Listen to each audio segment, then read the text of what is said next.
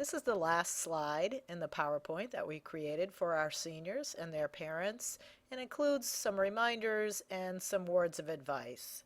The first is to repeat what had been spoken about earlier, is to have a manageable number of applications. We recommend 8 to 10, but either side of that is fine too. A lot of it depends on the workload of those particular applications.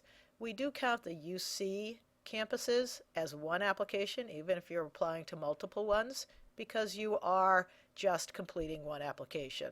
Same for the CSU application. It is one application. Now, you do have to pay a per campus fee, but in terms of workload, it's one, the equivalent of one. Where it gets a little tricky is for colleges that have essays, but also have supplemental essays. So if a college is on the Common App, they're going to have one main essay, and all colleges will take that.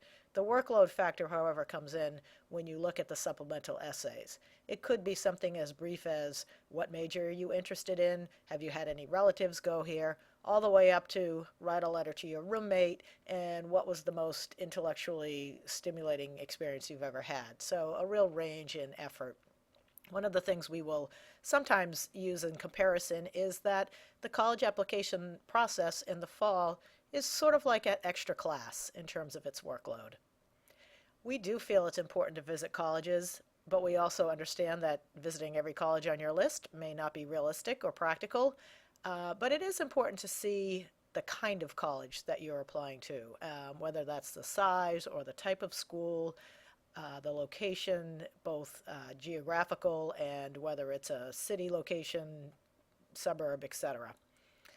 Be serious about the applications that you submit. This is a little different from the manageable number in that we have talked about how our students will receive applications that say, just apply, it's free, no essay.